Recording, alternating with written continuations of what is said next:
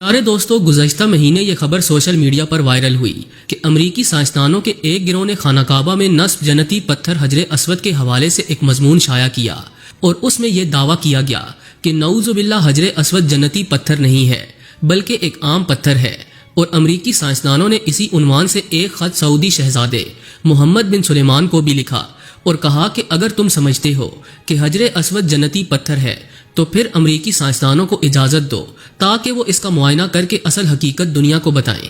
پہل تو سعودی شہزادے نے ٹال مٹول سے کام لیا، مگر جب امریکی سائنسدانوں نے اس بات کو بنیاد بنا کر اسلام مخالف پروپیگنڈا شروع کر دیا تو سعودی شہزادے نے امریکی سائنسدانوں کو حجر اسود کے معائنے کے لیے سعودی عرب آنے کی دعوت دے ڈالی، جس کے بعد امریکی سائنسدانوں کے اس گروپ نے 2 قابل ترین سائنسدان منتخب کیے اور انہیں جدید ترین آلات دے کر سعودی عرب روانہ کر دیا۔ جب یہ امریکی سائنسدان خانہ کعبہ میں پہنچے تو وہاں موجود کئی زائرین ان غیر مسلموں کو دیکھ کر آگ بگولا ہونے لگے کہ بھلا مکہ میں کوئی غیر مسلم کیسے داخل ہو سکتا ہے، مگر پھر سعودی شہزادے نے وضاحت کی کہ اگر انہیں یہ ریسرچ کرنے سے منع کر دیا جاتا تو ان کے دل میں موجود بے ایمانی مزید بڑھ جاتی اور وہ یہ تصور کر لیتے کہ شاید مسلم مذہب میں کچھ تو ایسا ضرور ہے جو وہ دنیا سے چھپانے کی کوشش کر رہے ہیں۔ امریکی سائنسدان اپنے ساتھ کئی مشینیں بھی لے کر آئے تھے جس کے ذریعے وہ حجر اسود کی جانچ پڑتال کرنا چاہتے تھے۔ سعودی شہزادے محمد بن سلیمان بھی خانہ کعبہ میں تشریف لائے جبکہ سعودی حکام بھی موجود تھے۔ دوستو، امریکہ سے آنے والے ان دونوں سائنسدانوں میں سے ایک آگے بڑھا اور اس جنتی پتھر کو غور سے دیکھنے لگا۔ یہ اپنے ساتھ کئی کیمرے اور مشینیں لایا تھا جس سے وہ حجر اسود کی بناوٹ اور خدوخال کو چیک کرنا چاہتا تھا۔ جب اس نے اس مشینری سے حجر اسود کی جانچ پڑتال کرنا شروع کی تو کچھ ہی دیر میں اس کے چہرے کا رنگ بدلنے لگا، اس کا وجود زرد پڑنے لگا، چہرے پر پسینے کے قطرے آنے لگے۔ وہ جیسے جیسے معائنہ کرتا جا رہا تھا اس کی حیرانی اور پریشانی مزید بڑھتی چلی جا رہی تھی۔ اچانک وہ گہری اور لمبی سانسیں لینے لگا، گویا اس کی سانس اٹک گئی ہو۔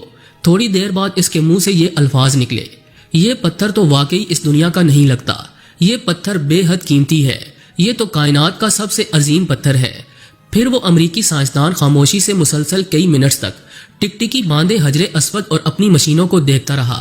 لوگوں کو یہ گمان ہونے لگا کہ شاید یہ عبرت کا نشان بن چکا ہے۔ جب سعودی شہزادے نے یہ صورتحال دیکھی تو اس سائنسدان کو کندھے سے پکڑ کر ہلایا تو وہ ہڑبڑا گیا اور چیخ مارتے ہوئے پیچھے ہٹ گیا۔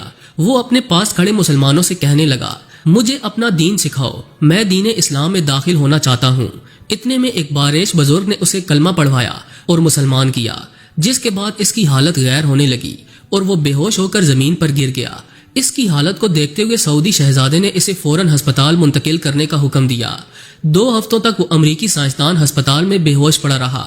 جب ہوش میں آیا تو اسے باقاعدہ اذان سنائی گئی اور قرآن مجید کی تلاوت سنائی گئی تو وہ روتے ہوئے کہنے لگا کہ میں تو حجر اسود کو کوئی عام پتھر سمجھتا تھا، مگر جب میں نے اس کو غور سے دیکھا تو میں اس میں یوں کھو گیا کہ جیسے میں دنیا سے بیگانہ ہو چکا ہوں۔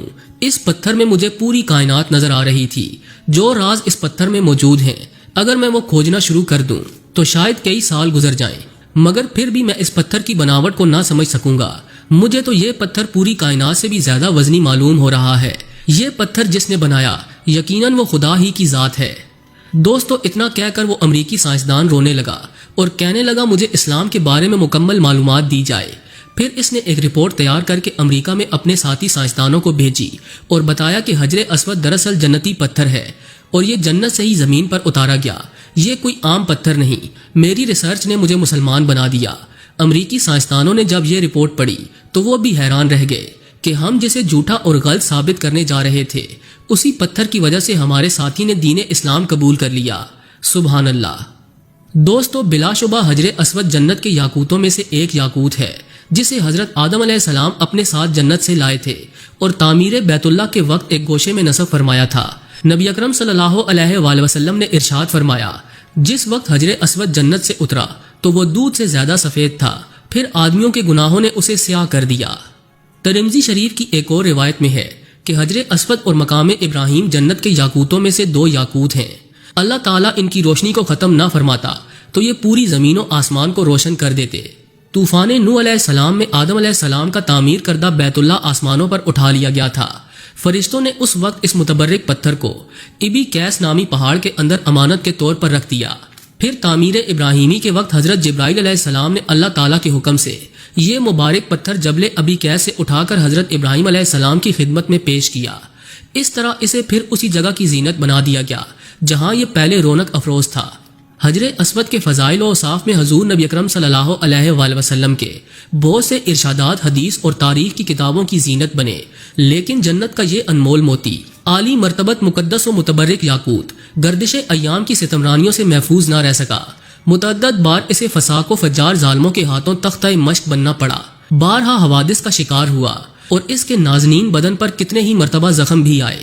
317 ہجری میں جب مکہ مکرمہ کرامتہ کے دستے تصرف میں آیا تو ابو طاہر سلمان بن الحسن جو کہ کرامتہ کا سردار تھا، اس نے خانہ کعبہ کے حرم میں خون کی ہولی کھیلی۔